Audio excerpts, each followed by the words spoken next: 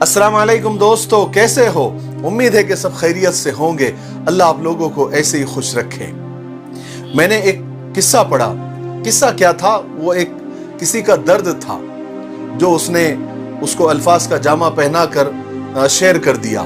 मैंने जब उसको पढ़ा तो मुझे लगा इसमें एक सबक है और हमसे मोहब्बत करने वालों तक इस बात को शेयर कर देना चाहिए, बोल देना चाहिए। वो भाई लिखता है कि पिछले दिनों मेरे भतीजे का एक खतरनाक एक्सीडेंट हुआ था। मैं उसको हॉस्पिटल लेकर गया। जब डॉक्टर ने उसका चेकअप किया तो उसको बहुत गहरे जख्म आए थे और कुछ फ्रैक्चर भी थे। डॉक्टर्स ने कहा कि भाई जख्म तो बहुत गहरे हैं, कुछ हड्डियां भी टूट गई हैं और इसका बाकायदा ऑपरेशन करना पड़ेगा। हालांकि मेरे भाई को अभी तक इसका पता नहीं था और मैं कोशिश कर रहा था कि उसको न बताऊं, लेकिन पता नहीं उसको किसने बता दिया और वो हॉस्पिटल आ गया। और बेटे की ये हालत देखकर वो रोने लग गया और धाड़े मार मार के रोने लग गया। अब जाहिर है बेटे की हालत देखकर तो रोना आएगा ही आएगा। जवान बेटा था और इतने फ्रैक्चर और इतने जख्म और खून बहता हुआ देखकर तो वो रोने लग गया। लेकिन रोते रोते वो अल्लाह की नाशुक्री भी करने लग गया कि या अल्लाह, तूने मेरे बेटे के साथ ऐसा कर दिया, मेरा जवान बेटा और ये मुसीबत, तू ऐसा वैसा, बहुत सारी बातें वो करने लगा। मैं अपने भाई को तसल्ली देने लगा और उसको साइड में लेकर गया और उसको समझाने लगा कि भाई ऐसा नहीं बोलते, सब्र करे, अल्लाह सब कुछ ठीक कर देगा। हमारी ये बातें चली रही थी कि बाजू के कमरे में एक मर्द और औरत अधेड़ उम्र के थे, हालत से थोड़े से गरीब भी लग रहे थे, एक बीमार बच्चे के पास बैठे हुए थे। शायद उनका बेटा था और उस बच्चे को खून की बोतल और सलाइन वगैरह चढ़ी हुई थी। मेरे भाई को रोता हुआ देखकर वो हमारे पास आया और हमसे पूछा कि भाई सब खैरियत तो है, ये आपके भाई इतना क्यों रो रहे हैं? मैंने उस आदमी को रोने की वजह बताई और अपने भतीजे को भी ले जाकर बताया। उसने मेरे भतीजे को गौर से देखा और बाहर आकर एक ताज्जुब वाली मुस्कुराहट, एक दर्द भरी मुस्कुराहट उसके चेहरे पर आ गई और वो मेरे भाई से कहने लगा कि आपका बेटा तो मामूली सा जख्मी हुआ है, चंद दिन में ठीक भी हो जाएगा। मुझे देखो, मेरे बेटे को देखो और मेरे बीवी के चेहरे को देखो।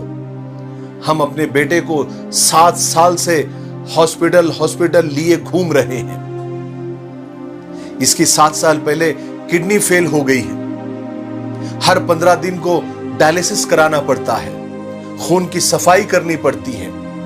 14 दिन मजदूरी करता हूं, पैसे कमाता हूं और 15वें दिन अपने बेटे पर खर्च कर देता हूं। डायलिसिस होने के बाद, खून साफ होने के बाद मेरा बेटा कुछ दिन के लिए मुस्कुराता है तो हम दोनों मियां बीवी, उसके माँ बाप, हम भी थोड़ी देर के लिए जी उठते हैं। फिर जैसे जैसे दिन गुजरते हैं वो फिर चारपाई से लग जाता है। मौत की जर्दी उसके मुंह पर छाने लगती है। फिर हम जैसे तैसे डायलिसिस का बंदोबस्त करते हैं। डॉक्टर्स भी बार बार हमसे कहते हैं कि आपका बेटा शायद ही जिंदा रहेगा। लेकिन मैं क्या करूं, बाप हूं ना, मैं उसे मरता हुआ तो नहीं देख सकता। मैं तो खुद कई दफा मरता हूं, फिर अपने बेटे के लिए जी उठता हूं। इतना कहते हुए उस मजदूर आदमी के आंखों में आंसू जारी हो गए और वो अपने रूम की तरफ चला गया।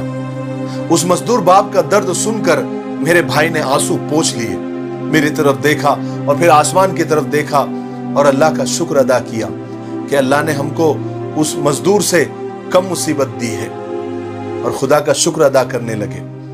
मेरे भाइयों, हमेशा ऐसा क्यों लगता है हमको कि हम ही सबसे ज्यादा परेशान हैं? या अल्लाह हमेशा हमको ही आजमाता है?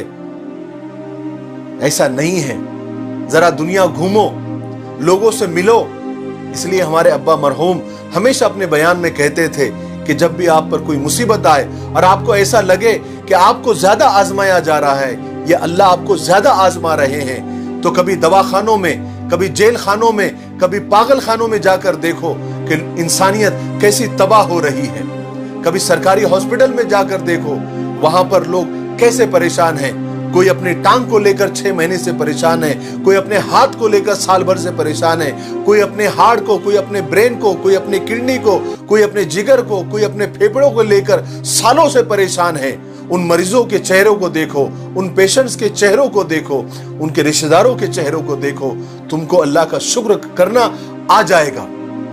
मेरे भाइयों, हमेशा और हर हाल में अल्लाह का शुक्र अदा करना सीखो। मुसीबतें अल्लाह ताला देते हैं, ये दुनिया कैद खाना है, यहां पर आजमाया जाएगा। सुकून की जगह तो आखिरत है, सुकून की जगह तो जन्नत है। अल्लाह से आखिरत की कामयाबी मांगो, अल्लाह से आखिरत का सुकून मांगो। मुझे उम्मीद है कि आपको इस किस्से से कुछ सीखने को मिला होगा। मेरे लिए दुआ करते रहे। अस्सलाम वालेकुम।